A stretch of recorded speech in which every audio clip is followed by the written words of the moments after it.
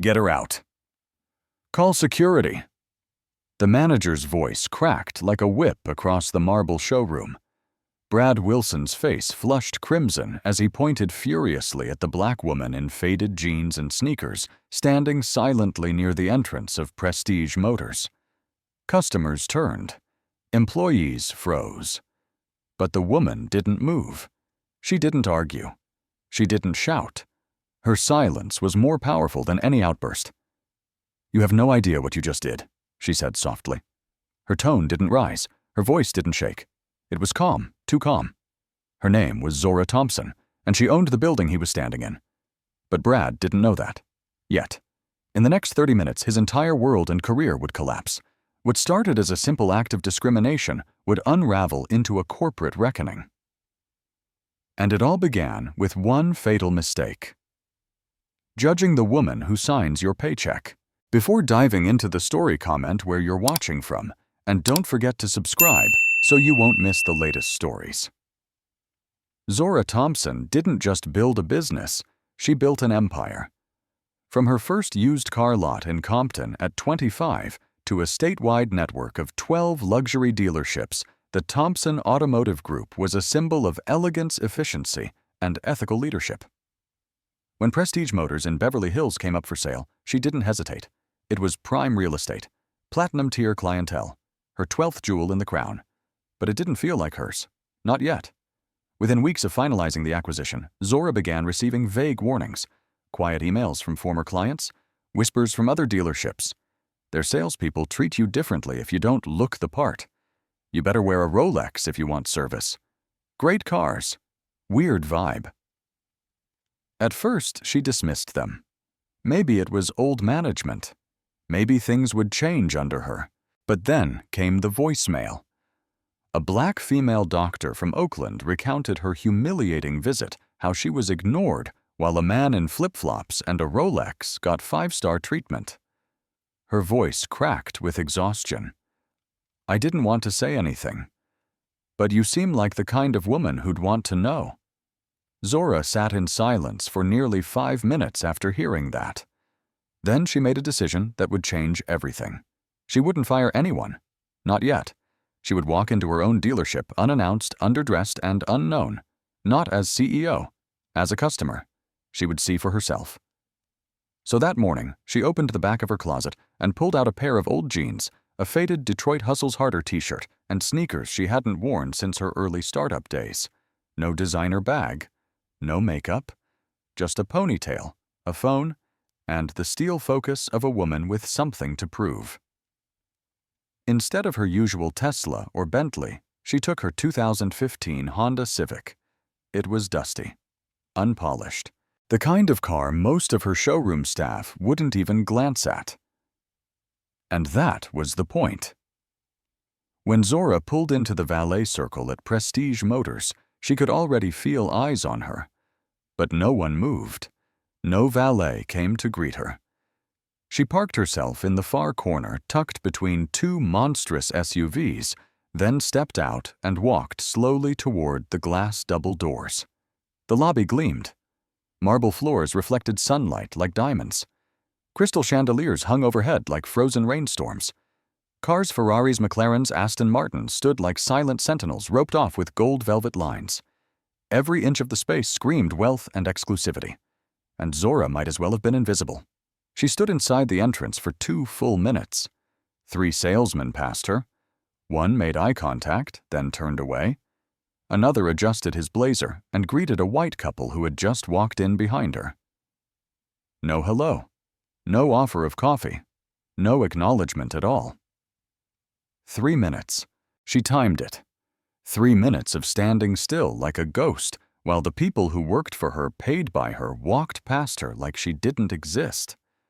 A young receptionist finally looked up. Jessica. Blonde curls, immaculate makeup, AirPods in. Without greeting, without even a smile, Jessica spoke like she was swatting a fly. "If you're here about a job, applications are online." Zora blinked. She felt her breath catch for just a moment. "Actually, I'm interested in purchasing a vehicle." Jessica's eyes flicked over her again. The tone sharpened. "Honey, our cheapest car is 40 grand. You might want to try the used lot down the street." There it was. Dismissal, syrupy, and vicious. Zora kept her expression blank. "Thank you," she said. But inside, her blood was beginning to simmer. Then Brad Wilson entered. Slicked hair, Italian suit, a practiced smirk. He crossed the floor like a man who believed gravity bent to him.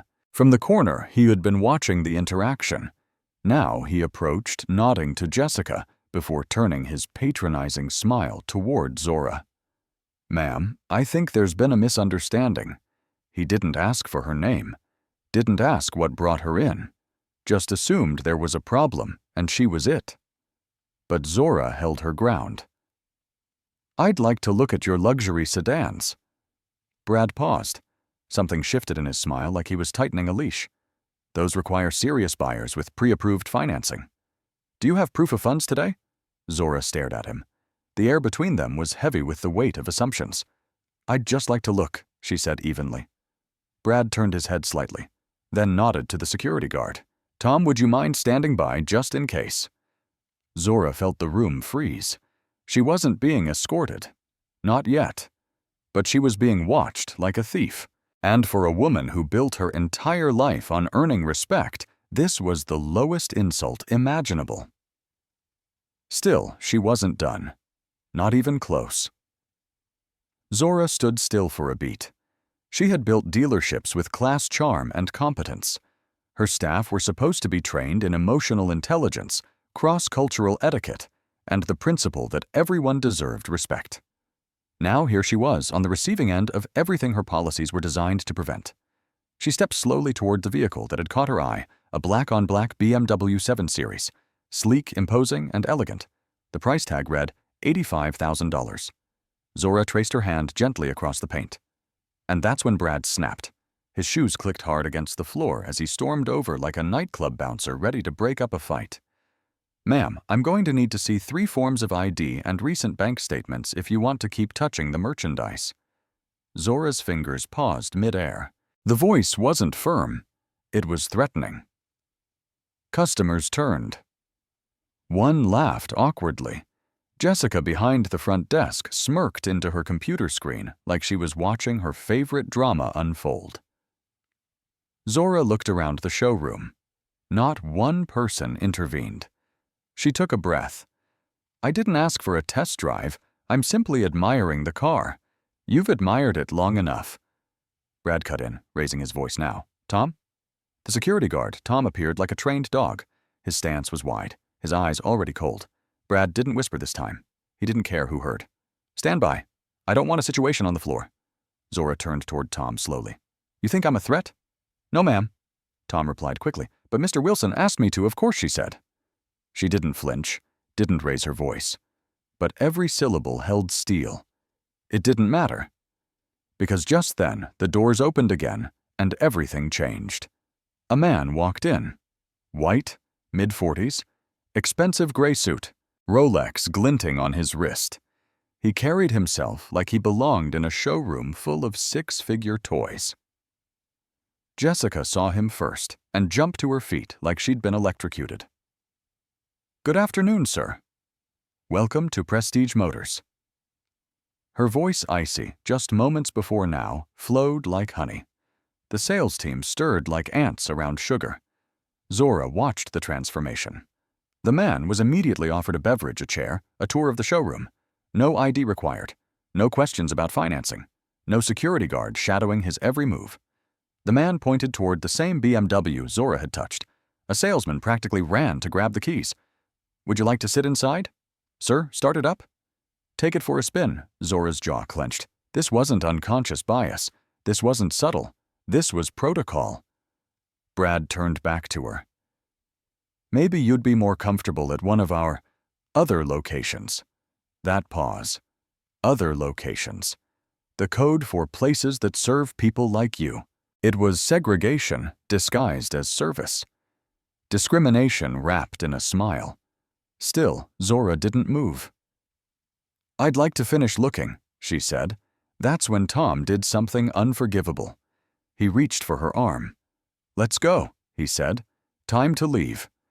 The grip was rough. Zora yanked her arm free. Don't touch me." Her voice didn't rise, but something in it stopped everything. Even the white customer being pampered across the room turned his head. Brad leaned in, close eyes burning. "And don't come back unless you can actually afford to shop here." Zora stared at him. This man who worked for her was now verbally ejecting her from a dealership she owned. She took one step toward the exit, then paused, turned, and smiled. Not a kind smile, not a forgiving smile. It was the smile of a storm that knew it was about to destroy everything in its path. "Oh, I'll be back very soon." Then she walked out. The entire showroom watched in silence. And just like that, the woman they thought they had humiliated had just begun writing their obituary. Zora sat in the driver's seat of her Honda Civic, staring through the windshield. Her hands weren't trembling from shame. They were vibrating with a silent fury, the kind that doesn't explode, but erupts with precision. In her pocket, her phone buzzed. She didn't answer it. Instead, she opened the voice recorder app and pressed rec. Then she turned the camera forward and let it roll. Inside the glass walls of Prestige Motors business resumed like nothing had happened. The salesman was laughing with the white customer who now sat behind the wheel of the BMW Zora had been denied access to. Jessica was twirling a pen between manicured fingers, chatting with another employee. Brad stood near the reception desk, relaxed, smiling, sipping coffee like he'd just triumphed. Zora's eyes narrowed. She wasn't done documenting. And then, as if the universe needed to confirm her worst fears, another car pulled up beside hers. A black Mercedes GLE, sleek and spotless. A young black woman stepped out, maybe late 20s, tailored navy blue suit, iPad in hand, confident stride, the kind of presence that whispered success without screaming it. Zora's breath caught. Not again. Not her too. She sat back and watched camera still recording. The woman later she'd learn her name was Jennifer, walked in posture, tall, smile, courteous. But Zora already knew what would happen. It was a script, and she'd just lived the first act. Jessica barely looked up. No greeting. No acknowledgement. Jennifer approached the same reception desk Zora had stood at 20 minutes earlier. And it happened again. The same tone. The same look. The same slow, poisoned pause. Zora leaned closer to the steering wheel. She could read Jessica's lips. Applications are online. Zora closed her eyes. She felt the burn behind them, not of sadness, but of confirmation. Cold, ruthless confirmation. She clicked on her earpiece and dialed one number. Sarah picked up immediately. Zora, they failed. Zora set her voice low and even, spectacularly. There was a beat of silence on the other end. Then Sarah said, "Do you want to begin?" Protocol 7. Zora didn't hesitate. "It's worse than we thought. Initiate it." She ended the call. Protocol 7 wasn't a policy. It was a code red reserved for extreme violations of corporate values.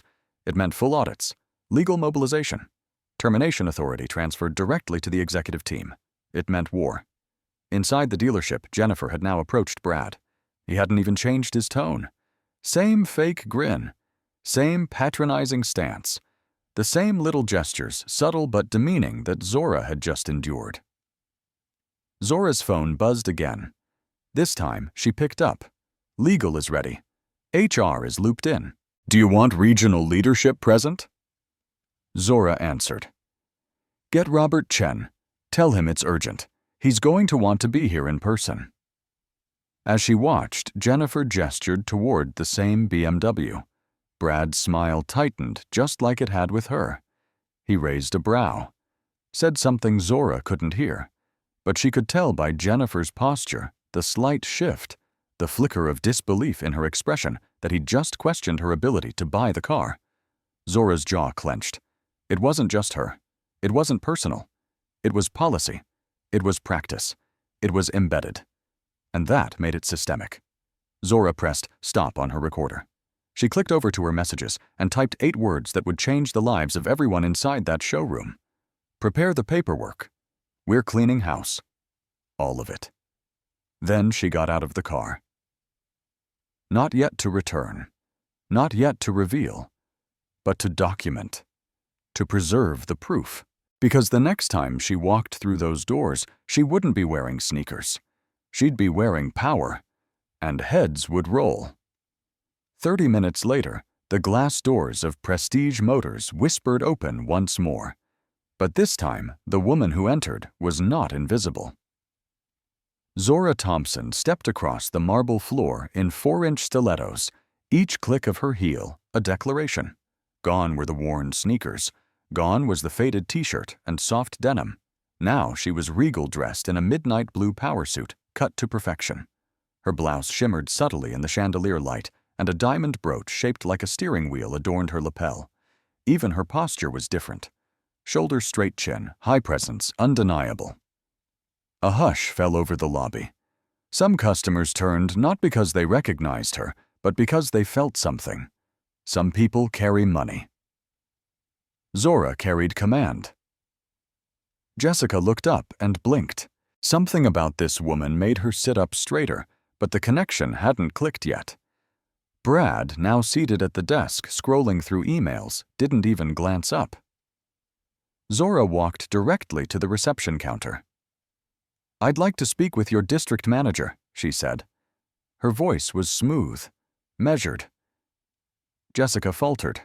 Who should I say is asking?" Zora smiled. It wasn't warm. "Tell him Zora is here." Jessica blinked twice, confused. "Zora?" "He'll know. That was all." Jessica hesitated, then picked up the phone. Across the showroom, Brad finally looked up. He saw Zora elegant, poised formidable, and did a double take. The face was familiar, but he couldn't place it. His ego refused to believe it could be the same woman he had dismissed an hour earlier. He stood up and approached. "Excuse me, ma'am, we've already had a situation today. If this is about what happened earlier, I really don't think." Zora turned her head. The ice in her gaze nearly stopped his breath. "I'm not here to think, Mr. Wilson. I'm here to observe." Brad's eyebrows twitched. Observe. But before he could launch another line of condescension, Robert Chen, the regional manager, came bursting through the entrance like a man running from a fire. His suit jacket was crumpled. His forehead glistened with sweat despite the air conditioning. His phone was still in his hand as he scanned the showroom with wild eyes. And when he saw Zora, he froze. The phone slipped to his side. His face went pale. His lips parted, but no words came out. "Miss Thompson," he finally whispered, just above a breath. Jessica looked from Robert to Zora, back to Robert. "Wait." Miss Thompson. Brad, still holding on to his last thread of arrogance, stepped between them. "Thompson." "Wait. How do you know this troublemaker?" The words hung in the air like poison. Troublemaker. Robert visibly winced. Zora didn't move, but her expression changed. Not anger. Worse. Disappointment. She tilted her head just slightly and looked Brad straight in the eye. "That's what you think I am." "A troublemaker." Brad flinched. I just meant." She cut him off with 3 words. "Tell him, Robert." Robert Chen swallowed hard, then took a deep breath. "Brad, this is Zora Thompson. The Zora Thompson. She owns Prestige Motors. She owns 12 dealerships across the state. She's the CEO of Thompson Automotive Group." Silence. The kind of silence that hurts. The kind that's loud in your ears, in your throat, in your ribs.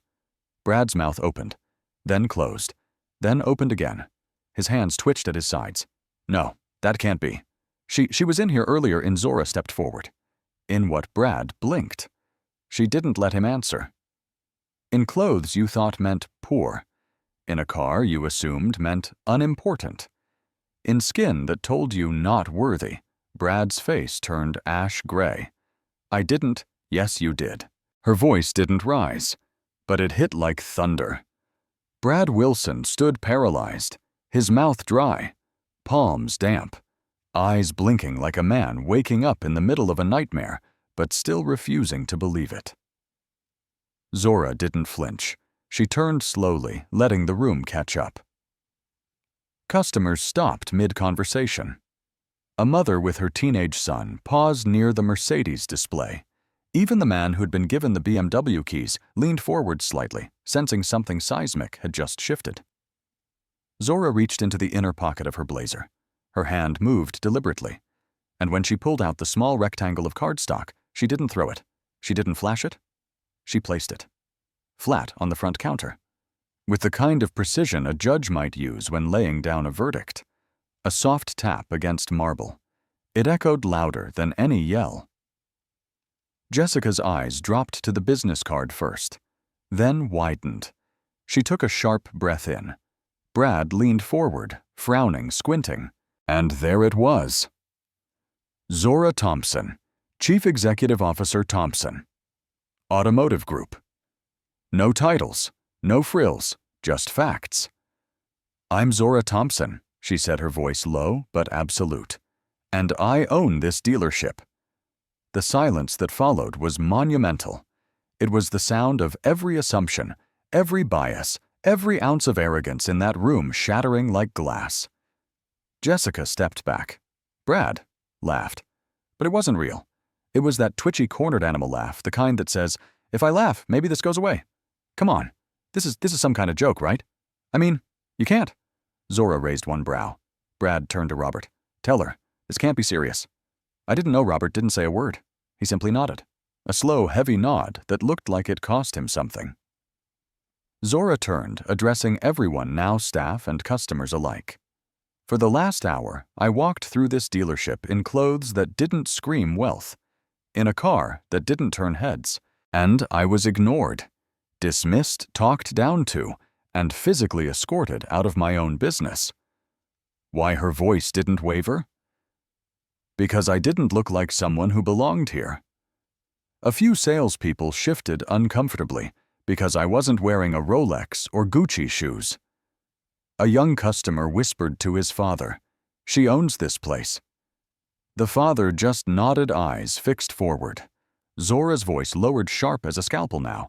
"Let me be clear. This is not about poor service. This is about systemic disrespect. You judged a book not just by its cover, but by its color."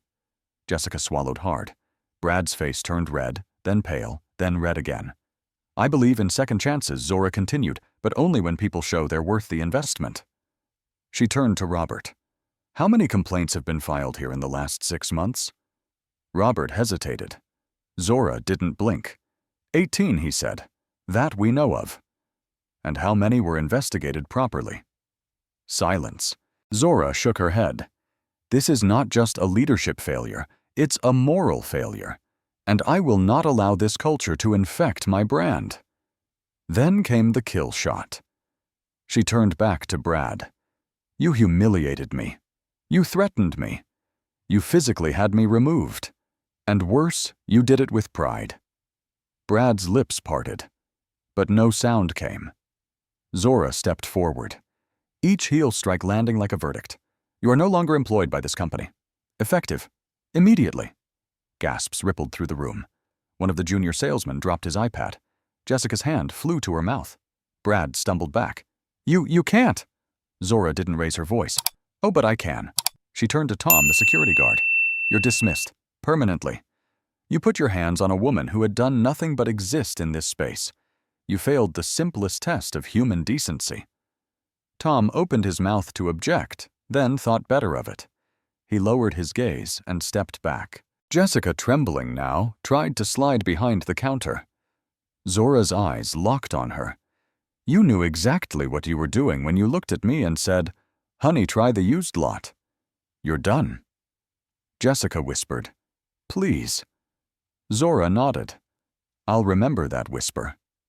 The air inside Prestige Motors had turned electric. What was once a luxury showroom had transformed into a silent courtroom, and Zora Thompson had just dropped the gavel 3 times. Brad stood slack-jawed. Fired. Jessica sank behind the counter, her face flushed lip quivering. Fired. Tom had already slipped off his earpiece, his broad shoulders sagging as he turned toward the exit. Fired. The ripple that followed wasn't just emotional. It was structural. The staff who remained, the other salespeople, the finance manager, the floor supervisor, stood at attention like soldiers waiting to see if they were next. Robert Chen remained still. He'd worked with Zora for 5 years. He knew what came next. She didn't act out of emotion. She acted out of principle. Zora turned slowly toward the stunned sales team. Let me be perfectly clear. This is not a witch hunt. This is a reckoning. The room didn't breathe. If you stood silent while your colleagues humiliated customers, you are complicit. If you laughed ignored or pretended not to notice, start cleaning out your desks now. Nobody moved. Zora scanned each face. Some looked ashamed. Some looked terrified. A few looked finally aware. The showroom doors opened again. Another customer had walked in, an older couple in business attire. They paused at the threshold, feeling the tension. The husband raised a brow. The wife clutched her purse tighter. Zora stepped forward. "Welcome to Prestige Motors," she said. Her voice was calm, professional, controlled. "We're undergoing a culture reset. Please give us a few minutes." The couple nodded and stepped to the side. Even they understood something important was happening here. Robert finally cleared his throat. "Zora," he said cautiously, "HR is already preparing documents. Legal's on standby." Zora nodded. "Good. I want a full incident report by end of day. And I want every employee at this location reviewed, not just for customer complaints, but for how they treat each other. Toxicity doesn't start at the customer level. It starts from within." She turned to the nearest sales associate. His name tag read, Evan. "How long have you worked here, Evan?" 6 months, ma'am." "Did you witness what happened earlier?" Evan swallowed hard. "Yes. And what did you do?" Evan looked down. "Nothing. I didn't know what to say. And now I know I should have said something." Zora nodded slowly. "You're not fired." Evan exhaled sharply. "But you are now on probation. Everyone is. Until further notice." The weight of that decree hit the team like a thunderclap. Zora walked to the center of the showroom floor. The sunlight from the windows caught the diamonds on her brooch, throwing sharp sparkles across the floor like stars colliding. She turned to face the room, and the moment became a statement. "This business was built on respect," she said. "Not just for the wealthy, not just for the white, not just for the polished. For every single person who walks through that door, from the janitor to the billionaire, because you don't know who people are until you give them a chance to show you. You judged my clothes, my car, my skin, and now you'll be judged by your actions." The other customers now watched silently. Even the BMW client from earlier had stepped away from the vehicle and stood near the lounge, arms crossed, visibly impressed. Robert Chen took a cautious step forward. "What do you want us to do next?" Zora didn't hesitate. "Start a full retraining protocol, mandatory for every employee across all 12 locations. New customer service scripts. New interview criteria. Diversity and inclusion workshops, third-party audited. And I want customer feedback surveys launched immediately. Anonymous. Direct to my executive dashboard." Robert nodded and began scribbling notes furiously on his tablet. Zora wasn't done. "From now on, no customer will be judged on their outfit, their accent, or their income bracket. We sell cars. We don't sell arrogance." There was a quiet cheer from the far end of the room. It was Jennifer. She had stayed unseen, uncertain. Now she stepped forward. "Ma'am," she said softly, "I saw what you did." Zora turned to her and smiled genuinely for the first time that day. "You shouldn't have had to. And I promise you, you won't again." Zora's phone buzzed in her pocket. She ignored it. Because in that moment, nothing outside those glass walls mattered more than what she was rebuilding inside them. Redemption wasn't just a concept, it was a plan, and it was already in motion. "Sarah," she said into her Bluetooth earpiece, "push the internal memo to all locations." Subject line, Protocol 7, Activated CEO Directive. On the other end, her assistant responded instantly. "Yes, ma'am. I've flagged HR, legal, and communications. The board will be briefed in 30 minutes. Zora turned her attention back to the staff. "Listen carefully," she said, voice slicing through the tension like a scalpel. "We're not just cleaning up a single store, we're disinfecting the entire system." Her eyes swept across the room from the frightened intern near the finance office to the seasoned floor manager who hadn't spoken once. This wasn't an isolated mistake. It was a pattern, one that ends today. Then she walked over to the dealership's digital display, a giant touchscreen in the center of the floor used for showcasing models' performance specs and financing plans. She tapped a few times, then turned it into a bulletin board. Effective immediately, she said all employees will complete a new 3-tier retraining protocol. Tier 1 Racial Equity Training. Tier 2 Customer Empathy Immersion. Tier 3 Character Judgment Simulations. She turned to Robert. I want outside firms overseeing every phase. This won't be in-house. No watered-down checklists, no fake compliance. And I want hidden audits, actual testers coming in weekly for 6 months. Robert nodded. Understood. The floor supervisor finally found his voice. Ma'am, are we all being investigated? Zora answered without blinking. No. You're being evaluated. Your jobs, your careers, and your reputations now depend not on who you know, but on how you treat strangers. There was no malice in her tone. Just truth. The same kind that had exposed everything. Zora took a breath and walked over to Jennifer, who had remained at the edge of the room, watching, still unsure if she should even be here. You came in today looking to celebrate something, didn't you? Jennifer nodded, a bit stunned. Promotion. My first C-suite role. Zora smiled. A real one. And instead, you got a masterclass in humiliation. Jennifer gave a half laugh, half sigh. Honestly, yeah. Zora extended her hand. Then let me flip that lesson. Come with me. She led Jennifer back to the BMW that had sparked the original conflict. The car still gleamed under the spotlight, its surface flawless, but now it carried something more, a legacy. Zora turned to the remaining floor staff. Who wants to show this customer the full features of this vehicle? Nobody moved at first. Then Evan, the junior associate who had admitted his silence earlier, stepped forward. I would, ma'am. If she'll let me. Jennifer nodded slowly. Zora smiled again. Good. She's buying today. Jennifer blinked. Wait, what? The car is yours. At employee cost. I'm covering the rest, not as a favor, but as a corrective measure, because you deserved to be treated like a VIP. And we failed you. Tears welled up in Jennifer's eyes, but she composed herself. Thank you. That means more than you know. Zora turned back to the entire room. Let this be the standard. From this moment on, every sale must honor the story of the person standing in front of you. Not the car they drive, not the clothes they wear. The story. She paused. If you can't do that, you don't belong here. A slow clap began in the corner. Not sarcastic, not forced. It was the customer with the BMW keys, the one who had witnessed the discrimination, but said nothing. Now he walked over, extended his hand. Ma'am? I've never seen leadership like that. You just turned a disaster into a transformation.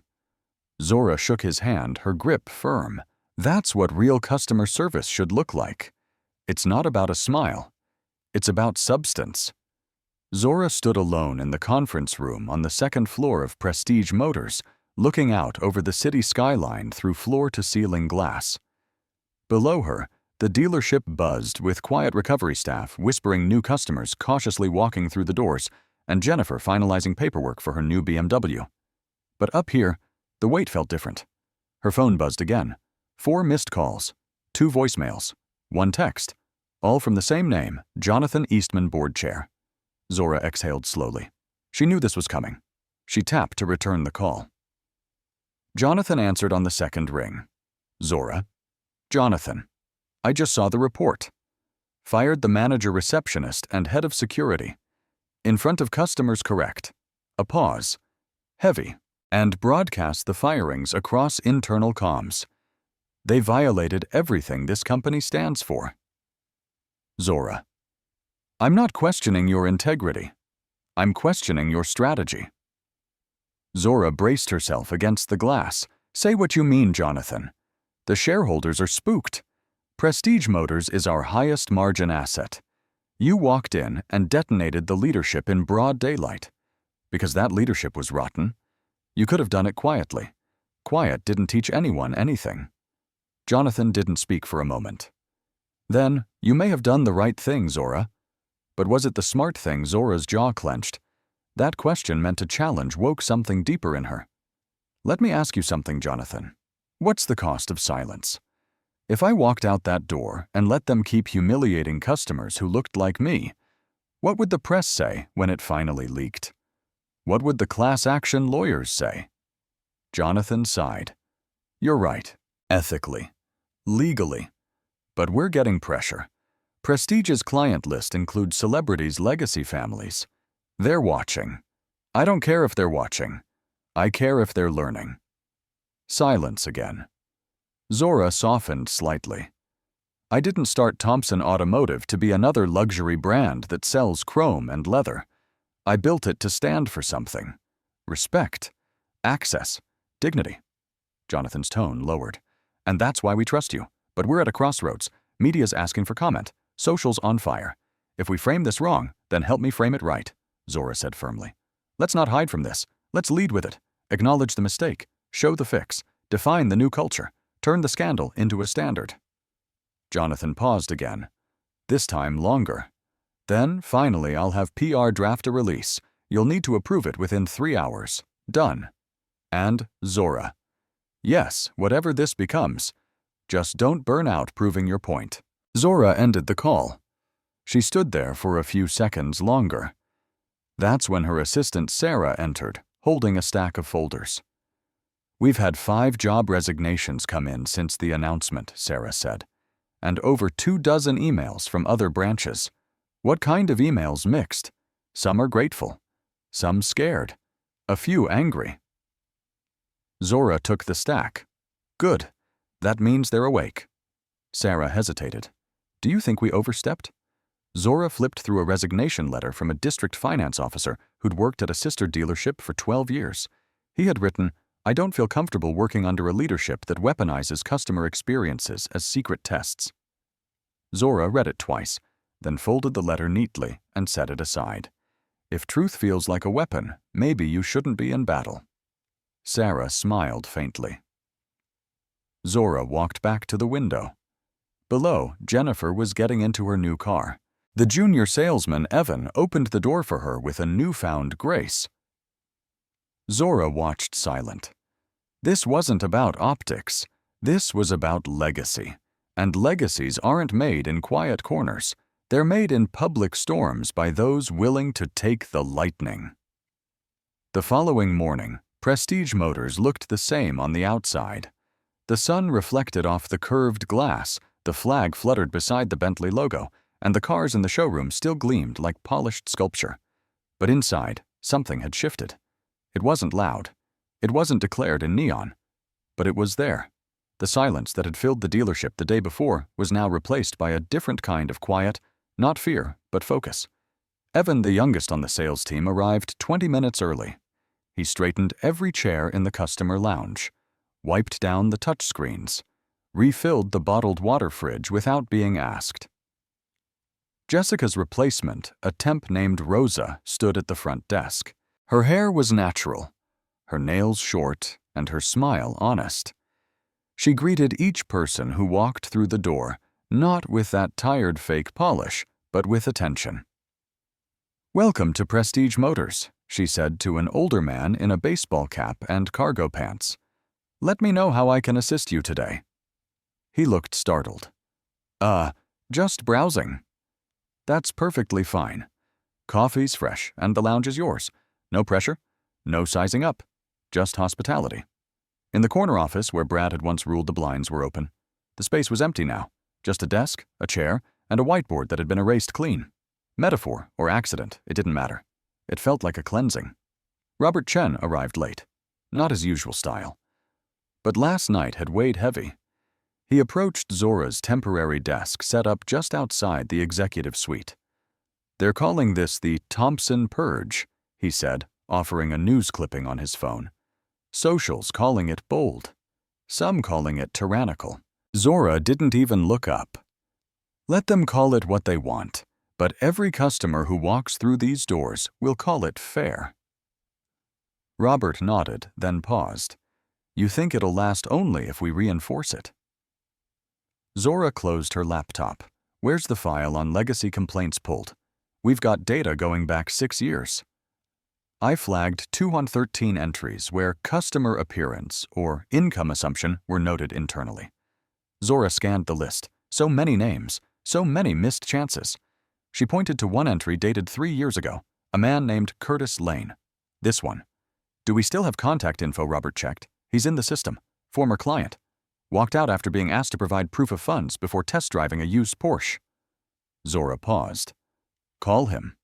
Today. What should I say? That we owe him something. A few hours later, the doors opened again. A familiar figure stepped in tall gray at the temples, wearing the same black boots and leather jacket as the day he was denied his test drive. Curtis Lane. His eyes scanned the room, where Rosa greeted him first. Good afternoon, sir. Welcome back. Back, he asked, brow raised. We're honored to have you. Curtis looked around. The floor felt different. The staff looked different, not just in race or age and posture, in how they watched him without judging. Zora stepped forward. Mr. Lane, I'm Zora Thompson. He blinked. I know who you are. Then you know why I'm standing here. He smiled. I saw the video. Then you saw the truth. I saw something better, he said. I saw someone do something about it. Zora gestured toward the row of cars. If you're still in the market, I'd like to personally show you the new Porsche series. Curtis chuckled. No ID check this time. Only check we do now, Zora replied, is how we made you feel when you walked in. Curtis extended his hand. Zora took it. The handshake wasn't just a welcome back. It was a contract, unwritten but ironclad. Trust restored. By the third day, the surface looked calm. Customers were returning. Sales slowly ticked back up. A local reporter even praised Prestige Motors in a morning op-ed. Finally, a luxury brand that cares more about character than couture. But beneath the calm, Zora had launched something deeper, something silent, something devastating. She called it Operation Mirror. The goal wasn't just to fix behavior, it was to reveal the truth behind it. I want every customer interaction from the last 2 years reviewed, Zora instructed her analytics team. Pull audio transcripts, financing notes. Redact names. Focus on patterns. The tech lead raised an eyebrow. That's over 13,000 entries. Then you'd better start now. What they found made her stomach twist. It wasn't just Brad and Jessica. It wasn't just Beverly Hills. There were dozens of locations from Santa Monica to Scottsdale where casual profiling had become standard. Zora scrolled through phrases pulled from customer comments and staff notes. Didn't look serious. Asked if they could afford the monthly. Suggested economy models before luxury. Escorted to used car division. She leaned back in her chair, hands folded tightly. This wasn't an incident. It was a culture. And we built it, she whispered to herself, because the truth was hard. Zora hadn't just inherited these practices, some of them had grown under her leadership. Not by intention, but by neglect. She had trusted too many middle managers to do the right thing without checking if they knew what the right thing even looked like. The next meeting was scheduled for 3:00 p.m. Internal compliance, legal, PR, security. All seated. Zora stood at the head of the table. A massive flat screen behind her displayed the title, Operation Mirror. Phase 1 findings. She clicked the remote. Slide 1. Complaint. Clusters by race and appearance. Red dots spiked across dealerships near affluent neighborhoods. Slide 2. Staff behavior trends. A staggering overlap between low-value treatment and non-white customers in casual attire. Slide 3. Promotion histories. 82% of store managers had been promoted internally from sales, often without D&I training. Zora paused. We failed. Not once. Not randomly. Repeatedly. Systematically. The room was silent. Even Robert Chen, usually composed, looked winded. Zora clicked again. Slide 4. Unresolved complaints with lawsuit risk. It hit like a punch. 37 complaints across 12 locations, all involving similar patterns, all ignored or quietly buried. Legal, I need assessments on these by end of week. If we're going to face them, we face them head on. The compliance officer, a soft-spoken woman named Mira, finally spoke. Ms. Thompson. Should we notify the board? Not yet, but prepare a package and add a proposal for external review. Zora turned off the screen, then looked each executive in the eye. We sell machines that move people, but somewhere along the way, we forgot how to move people ethically. She stepped out of the boardroom without waiting for applause. Outside, her assistant, Sarah, handed her a file. You asked for past employees who quietly resigned after complaints. Zora flipped through the list, then stopped at one name, Amari Caldwell. She remembered her. A gifted young saleswoman from Atlanta, top 3 in regional revenue for 2 quarters, resigned with a 1-sentence letter. This environment no longer reflects my values. Zora had assumed it was personal. Now she realized it had been prophetic.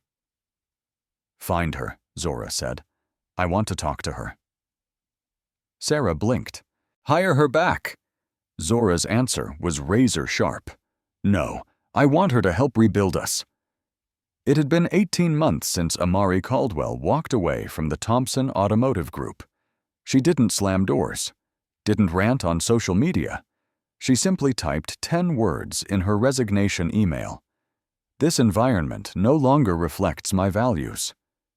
I resign, respectfully. And vanished. No exit interview, no goodbye lunch, just gone. But today, Zora was bringing her back. The invitation had been short. Direct Amari, I need you. It's time to fix what we both saw. Come home. ZT Zora didn't know if she'd respond. But at 9:05 a.m. the next morning, a black Tesla pulled into the Beverly Hills lot. The passenger door opened, and Amari stepped out. No flashy entrance, no designer suit. Just sleek black pants, a fitted blazer, and that same quiet fire in her eyes. Zora stood waiting outside the dealership. She extended her hand. Amari shook it firm, unblinking. You look the same, Zora said. You don't, Amari replied. You look like someone who finally stopped tolerating. Zora smiled, but it didn't reach her eyes. Come inside. There's work to do. They went upstairs, not to a conference room, but to the empty manager's office where Brad's nameplate had been removed. Zora closed the door behind them. Before I say anything, she began, I owe you something. An apology. A platform. Zora handed Amari a folder. Inside were files from Operation Mirror statistics transcripts, video stills. Amari flipped through them, slowly nodding. So it wasn't just me? No. And you want me to help clean it up? Zora didn't flinch. I want you to rebuild it.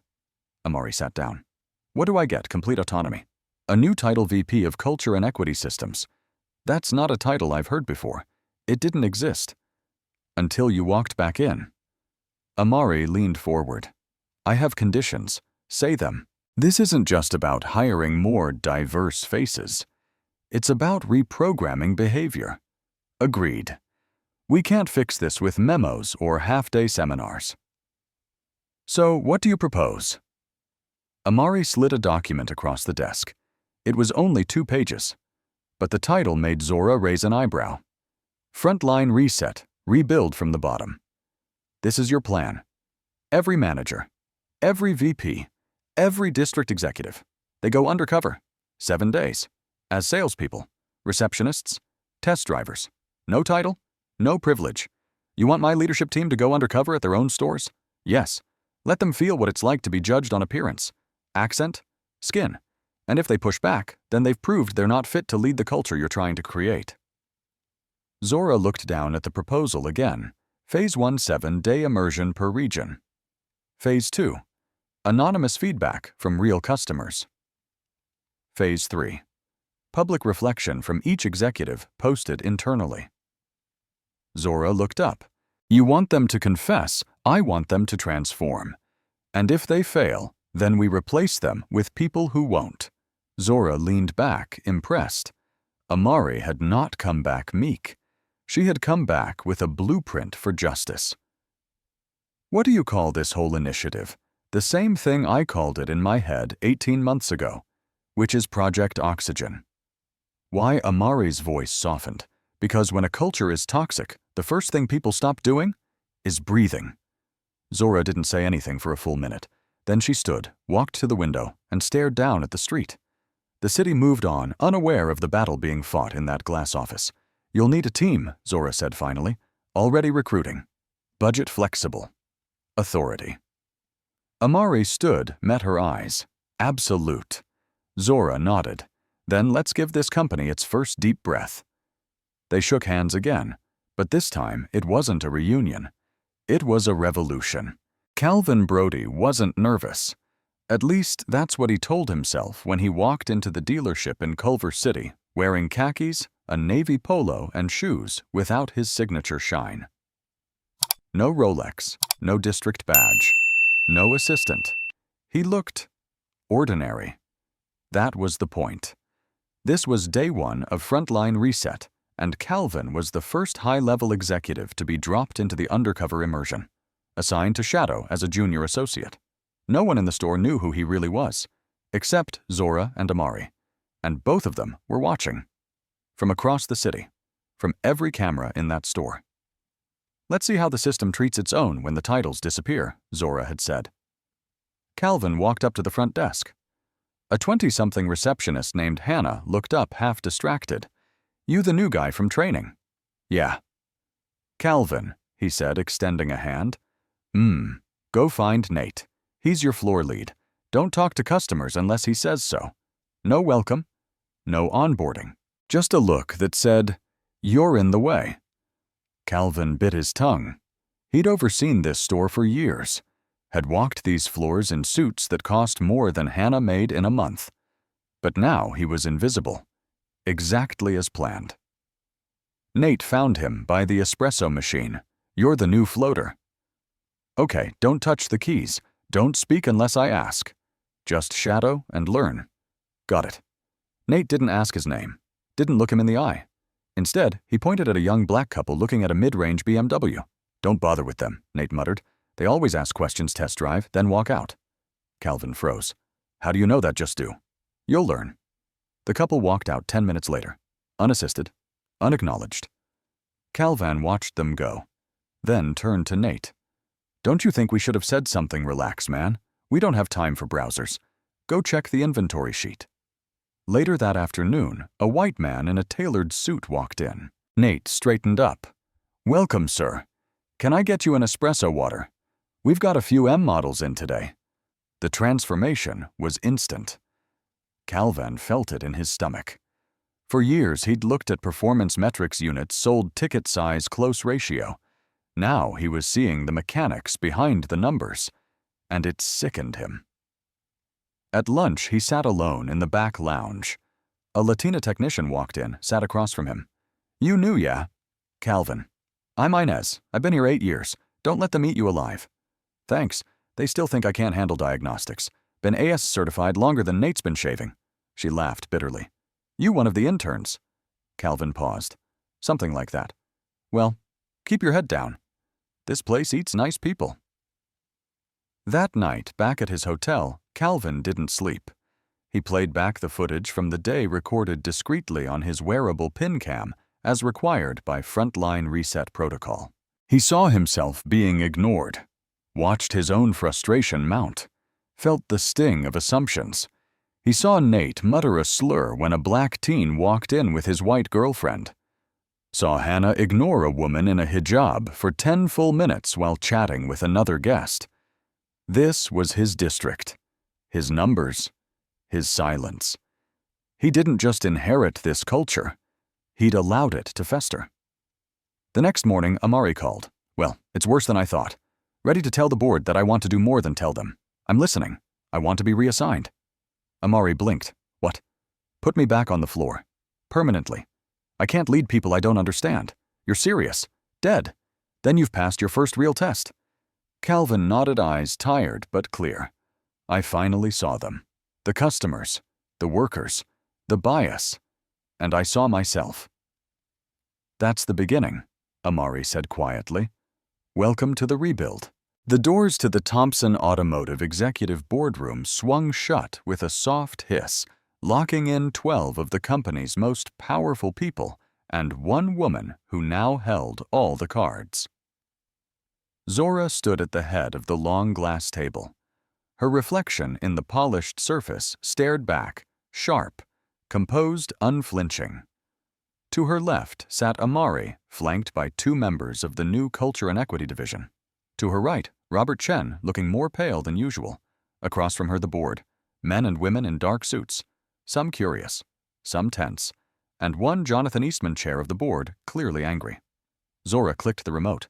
Behind her, the 110-inch screen came alive. Operation Mirror. Board briefing, slide 1, customer loss due to discriminatory incidents. 2019, 2024. Red bar after red bar. Millions in lost revenue. Slide 2, legal exposure. Active risk analysis. 17 potential class action triggers. 4 whistleblower alerts. 3 equal opportunity violations under internal review. Murmurs spread. Someone cleared their throat. Jonathan raised a hand. Zora, we've reviewed the packet. The numbers are troubling. Yes, not troubling. Self-inflicted. She clicked again. Slide 3 clips from hidden cam. Culver City dealership. The room fell silent. There was Nate muttering to Calvin, "Don't waste time on them."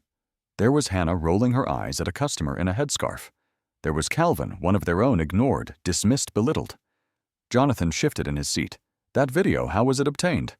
Frontline reset, Amari said clearly. Executive immersion. You approved the budget 6 weeks ago. We didn't know it included covert filming, which is why it worked.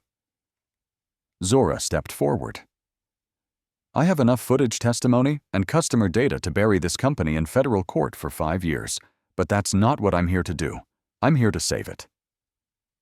Silence. Then Jonathan leaned back, folding his hands. Zora? This is all very noble. You've clearly invested your soul into this. But we have shareholders, investors, a brand to protect. Zora raised an eyebrow. And what protects a brand better than truth? Jonathan smiled thinly. Optics matter. So does leadership image. There are some who feel, perhaps rightly, that this scandal, while handled with integrity, has still tarnished your position. The temperature in the room dropped. Are you suggesting I step down? We're merely exploring whether a transition might restore external confidence. To be clear, Zora said, voice steel. I expose rot in our culture, launch reforms, regain public trust, and your solution is replace me, Zora. You think I'm the liability, not the racism, not the silence, not the arrogance. She took a step forward. Let me tell you something about image, Jonathan. I spent 20 years polishing this brand until it gleamed. I built it on excellence and inclusion. We catered to rappers and retirees. We served Hollywood and Harlem. And for years you applauded me, as long as I didn't rock the boat. But now that I've exposed the water's been poisoned, you want me to step off the ship. You're not protecting the brand. You're protecting a lie. The room was dead quiet. Then Robert Chen, quiet, until now, spoke. If Zora goes, I go. Others murmured agreement. Amari leaned forward. You don't fix infection by firing the surgeon. Zora let the silence hang, then clicked to the final slide. Frontline reset. Phase 2 national expansion. 17 cities. 1 unified code. No opt-outs. You want confidence, she said. Let's be the first automotive company in America to publish our internal equity metrics quarterly. Customer ratings. Diversity audits. Anonymous staff evaluations. Not to look perfect, but to prove we care when we're not. One of the oldest board members who hadn't spoken all meeting finally did. What will that cost us more than silence? Zora said. But less than ignorance. Jonathan's mouth twitched. He knew he'd lost. Very well, he said quietly. Proceed. Zora closed her laptop. Good, because I wasn't asking permission. By dawn the next morning, it was everywhere. CNBC, Bloomberg, the Shade Room. The hashtags were trending before Zora had even gotten out of bed. CEO Undercover Thompson reset. Discrimination on the lot news anchors were calling it the boldest internal takedown in corporate retail history, but with praise came fire. Within 24 hours, more than 200 news outlets had picked up the story. Some hailed Zora as a visionary. Others accused her of orchestrating a media stunt to boost stock. Blogs questioned her motives. Podcasts debated her leadership style. And cable news, they were foaming at the mouth. Fox Business ran a Chiron CEO weaponizes race to gain control.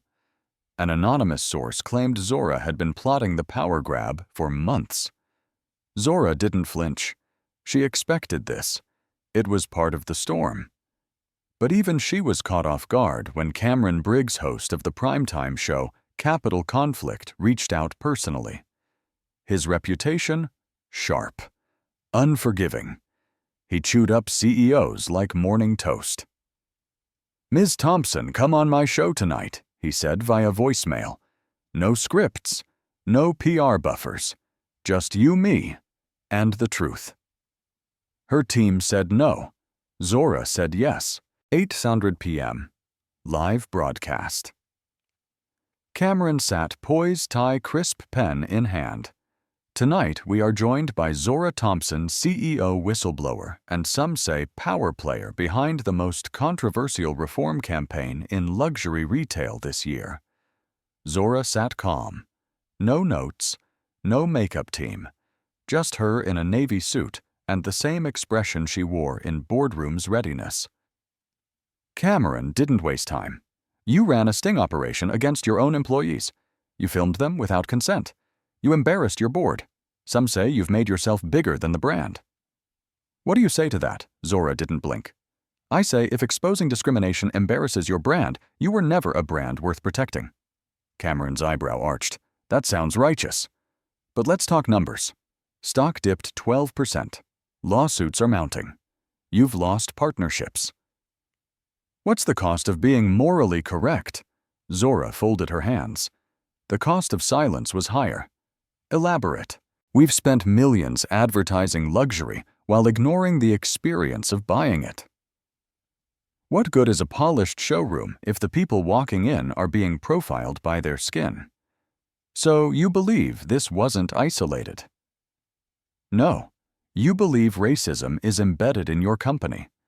I believe it's embedded in every institution that hasn't actively worked to remove it." The room went quiet. Even Cameron blinked at that one. "So what's the endgame here, Miss Thompson? You fire some racists, make headlines. Then what?" Rebrand Zora's voice was low but steady. "The endgame is that one day a black teenager in sneakers walks into a showroom and gets the same respect as a man in a Rolex. That's not rebranding. That's rewiring." The control room was dead silent. Cameron leaned back. "There are those who say this whole campaign is about ego. About you. That this isn't about justice. It's about control." Zora looked straight at the camera. "If doing the right thing looks like control to you, maybe that says more about how little control the right thing usually gets." That line hit hard. A few seconds of dead air. Then a slow, unexpected thing happened. Cameron Briggs nodded. "Well," he said finally, "that's the most honest answer I've heard on this show in 2 years. He turned to camera 2. "America, we just met a CEO who doesn't flinch." Backstage, Zora exhaled. Sarah handed her a phone. "You're going to want to see this." Her screen lit up with messages. One from a former executive who'd once ghosted her after a merger. "Saw the segment. If you ever run for office, I'll be first in line." Another from her alma mater. "We'd like to offer you an honorary doctorate in ethical leadership." And then an anonymous email. No name, no greeting. "I watched the interview with my 10-year-old daughter. She wants to be a CEO now. Thank you for showing her how." Zora stared at that message the longest, because that was the point. The headlines had cooled. The storm on social media had become a tide of support.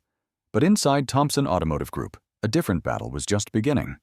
The battle for the soul of the company. Zora sat in a quiet, glass-walled meeting room. Across from her were 6 men and women who had been with her since the early days. Regional managers, legacy executives, people who had helped her build the empire, people she had once called family. They looked tense, defensive. Behind Zora stood Amari and 2 culture officers with thick folders. This wasn't just a check-in. This was Judgment Day. Zora began calmly. "We're not here to talk about sales. We're here to talk about survival." Silence. She continued. "Over the past 6 weeks, we've conducted 42 culture audits, 112 anonymous interviews, reviewed over 200 customer incidents. What we found wasn't just negligence, it was resistance." She slid a document across the table. It was a report titled Legacy Leadership Blind Spots, Behavioral Risk Summary. Each manager saw their name bolded in black ink. Zora didn't let the pause linger. What I'm offering today isn't punishment. It's a mirror. Amari stood next. Some of you were good at selling cars. Some of you were great at growing teams. But somewhere along the way, protecting your status became more important than protecting our people. She opened the first folder. Tony, multiple reports of dismissing concerns from female sales reps. D&I training logged as incomplete for 3 quarters. Tony flinched. Zora didn't look away. Amari opened the next. Janice 5 unresolved complaints tied to how BIPOC customers were pre-qualified. One whistleblower said you referred to customers by code C2s for people you didn't think could afford luxury. Janice went pale. The room grew heavy. Amari closed the folder. Zora stepped forward. I loved you all like siblings. We built something rare. But love doesn't excuse damage. Here's the choice. She placed 2 envelopes on the table in front of each executive. One was white. One was red. White means you commit. Full cultural retraining. Public accountability. You become students again. Red means you walk. No NDAs, no gag orders. But no return. No one moved. Then Tony, the oldest of them, picked up the white envelope. I didn't see it. But I want to now. Next came Marisol, then Deepak, until only Janice and Harold remained. Janice stared at both envelopes, then picked the red one. I helped you build this brand. I won't be lectured by kids with buzzwords. Zora nodded. Then you helped build the problem too. Harold followed suit silently. The 2 stood. Before they left, Zora spoke again. You're not villains, but you became comfortable in a system that protected you while others were punished. That ends here. Janice didn't reply, but her eyes said it all. Wounded pride and fear. Outside the room, Amari exhaled. That's 6 more down. 6 more roots pulled, Zora replied. In the following week, the company newsletter made headlines again. Legacy program dissolved. New leadership development built from ground zero. Amari launched a new initiative. Reseed, re-educate survey. Engage and force diversify. Every manager, every department head, every tenured lead required to undergo 60-day cultural rehabilitation. And if they refuse, someone asked at orientation, they're refusing alignment, Amari said, and this garden doesn't need weeds. At the Culver City branch, Nate, the smug salesman who had dismissed Calvin, was replaced by a 28-year-old rising star from Detroit. Her name was Simone Clark. She'd worked the floor, faced the same biases, rose by performance, not connections. We're not selling cars anymore, she told her team. We're selling experiences. Respect is part of the package. Across California, posters went up in every dealership. Respect. Regardless. Character sells. And in the break rooms on every coffee station, you never know who's watching. Treat every customer like they sign your check. Because sometimes they did. For the first time in 22 years, Thompson Automotive shut down for 1 full business day. No test drives, no showroom tours, no deals closed. Instead, across 12 locations, over 800 employees sat in chairs facing forward. Screens lit up, and one word appeared on every single one: reset. Amari Caldwell stood at the front of the Beverly Hills flagship, holding a manila folder labeled HR Legacy Guidelines 2004-2024. She didn't start with a speech. She held the folder up. This, she said, is what trained some of you. This built the culture you just watched collapse. She paused. This rewarded quotas, not questions. This made it easier to ignore a woman's voice if it wasn't loud. This taught us to profile customers quietly so we could hit monthly targets. A few people shifted in their seats. She opened the folder, slowly page after page of outdated protocol scripts templates. Then, without warning, Amari dropped it into a steel bin and lit a match. The fire was small contained, but no less symbolic. Gasps rippled across the crowd. Then silence. Then applause. Thunderous, spontaneous, from staff who had stayed silent for years. This isn't a training, Amari continued. It's a funeral. We're burying a culture that should have died a long time ago. Back upstairs, Zora watched it all on the live internal feed. She said nothing, but her hand resting on the armrest curled into a quiet fist. The rebuild had begun, and it was working. In the weeks that followed, transformation took root. New employee handbooks arrived, not 80 pages of legalese, but a living document titled How We Treat Humans. It began with 3 words: "We see you." Every employee, new and old, had to complete a bias impact assessment, not just multiple choice. It included scenario simulations using VR headsets, voice recognition empathy scores, and real-time customer emotion response tracking. This isn't sensitivity training, Amari told a skeptical manager. It's systems retraining. Managers no longer received bonuses based on sales alone. Now ethical service metrics carried equal weight. Mistreatment costly. Microaggressions tracked. Every customer feedback survey included 3 new questions. Did you feel seen? Did you feel safe? Would you trust us again? If the answer was no, it triggered an automatic case review, no exceptions. Zora made her presence felt in unexpected ways. She began silent tours, unannounced visits to random dealerships dressed in neutral tones, walking the floor without security. She wasn't there to inspect. She was there to observe.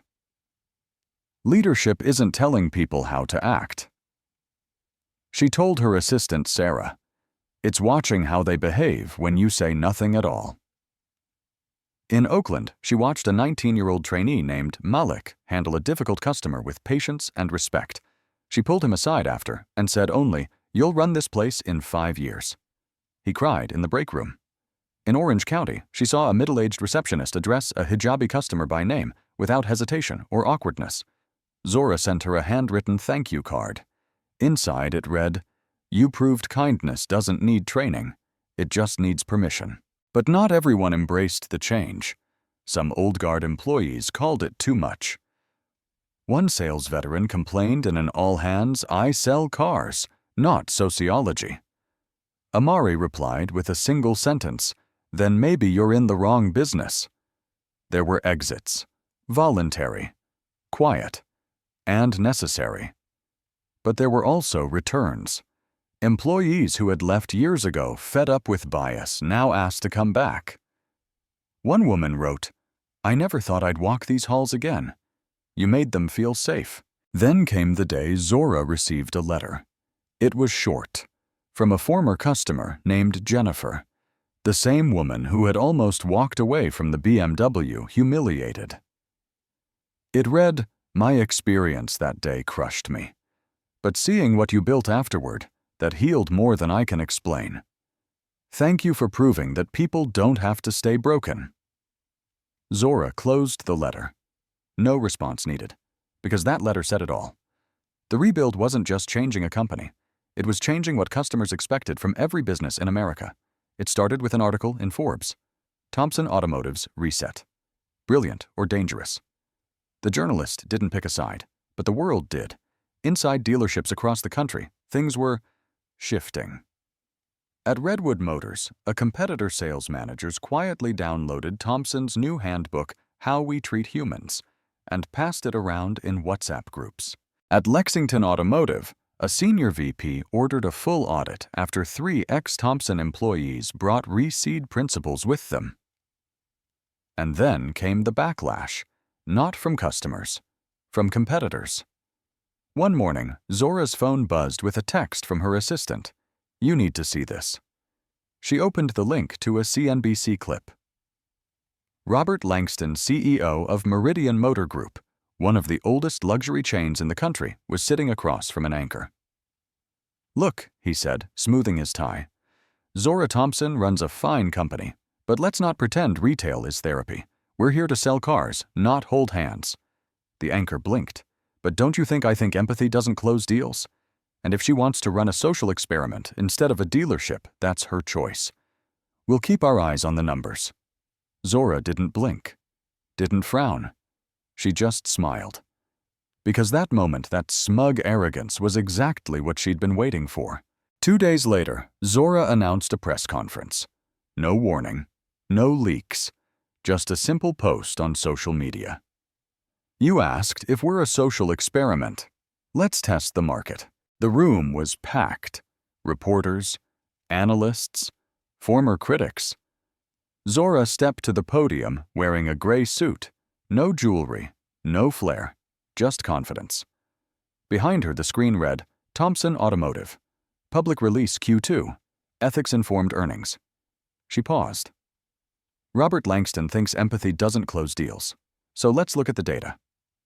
Slide 1, customer retention year over year, plus 19%. Slide 2, new customer referrals, SARS, 41%. Slide 3, employee exit rate down, 37%. Then the final slide. Net revenue Q2, $417 million, highest in company history. The room gasped. Zora didn't smile. She just said, turns out respect doesn't lose money. It earns loyalty. Mic drop. Within hours, the press exploded. Zora Thompson shuts down critics with numbers. Bloomberg Empathy pays Thompson's record quarter. Business Insider. Langston tried to walk back his words, but it was too late. The video of his quote paired with Zora's slide deck went viral. On TikTok, creators posted duets. One side Langston's smirk, other side $417 million. Empathy earns trended for 3 days straight, but the impact went deeper.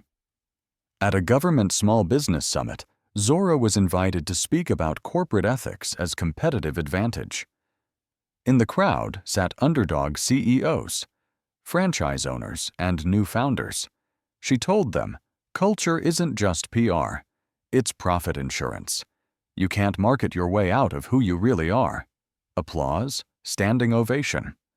One founder whispered to another, we're changing our onboarding Monday. A week later, something unexpected arrived in Zora's inbox, a formal letter.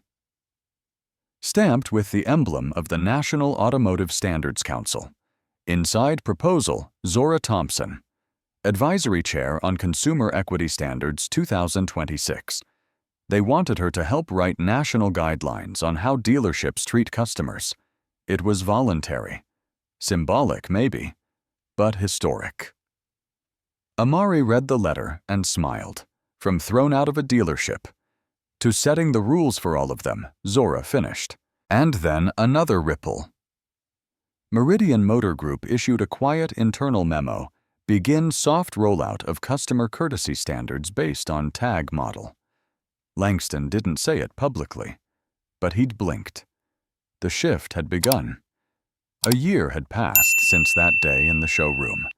The headlines had faded. The lawsuits settled. The industry changed.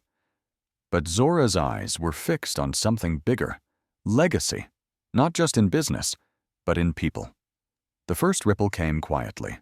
A school in Detroit renamed their business academy the Zora Thompson Institute of Ethical Leadership. Then a university in Atlanta added a course rebuilding from within the Thompson method. Her speeches were studied in MBA classrooms. One professor described her as the Rosa Parks of boardroom reform. Zora hated that comparison, not because it wasn't an honor, but because, as she often said, I didn't start a revolution. I just refused to let disrespect sit in the driver's seat.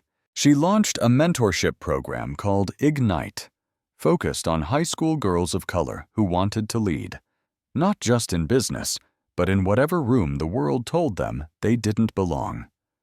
Amari oversaw the first cohort, 12 girls, all different, all brilliant, each one paired with a woman from Thompson's executive team.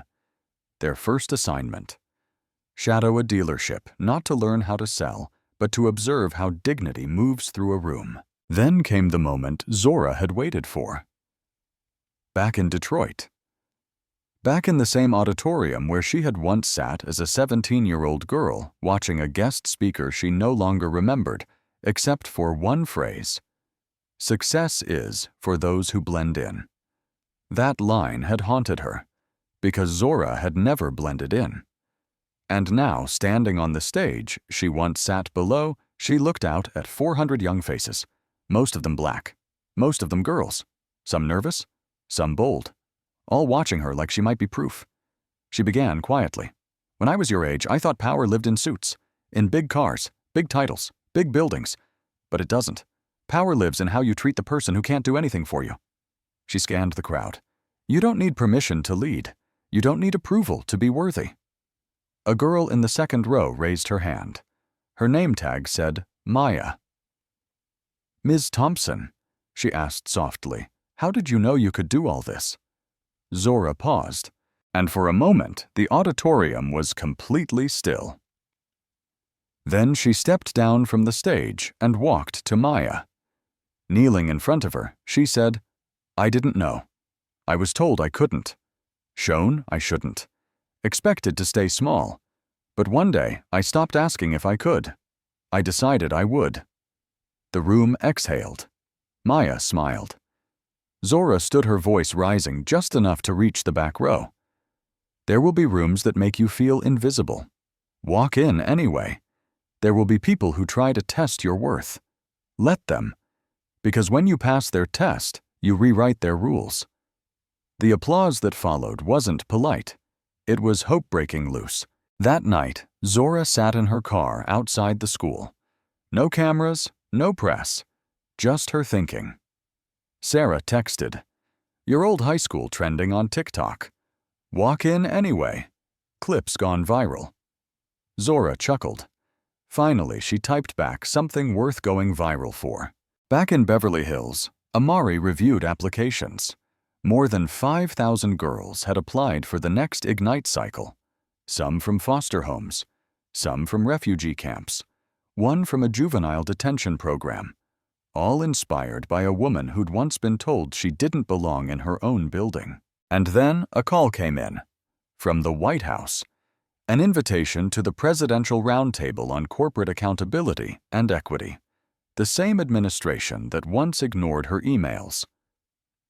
Now asking her to help write national inclusion frameworks.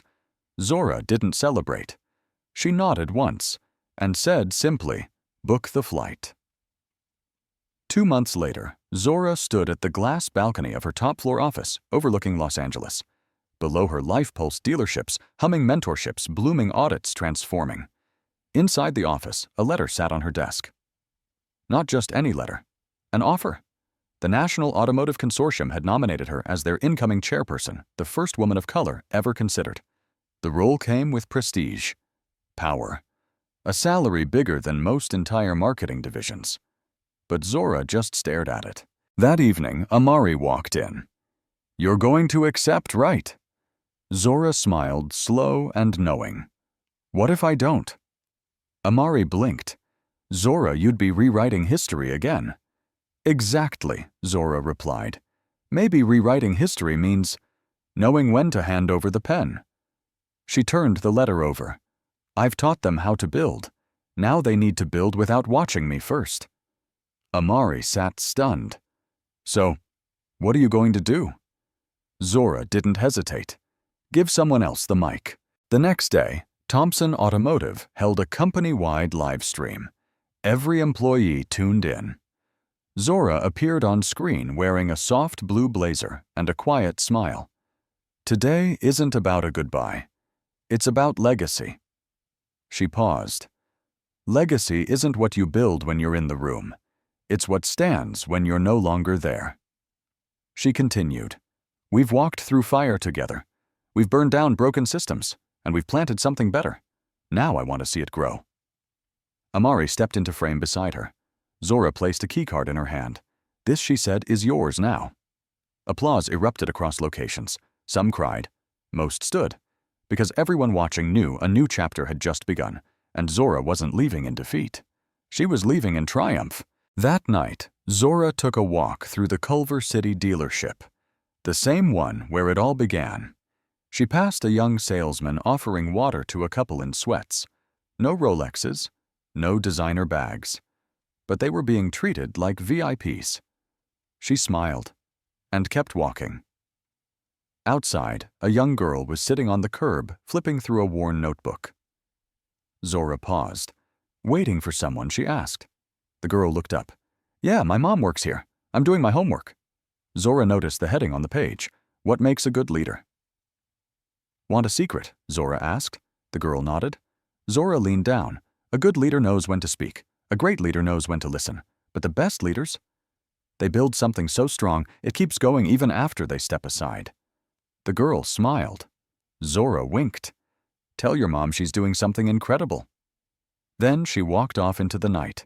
Not toward another boardroom. Not toward more power. But toward peace.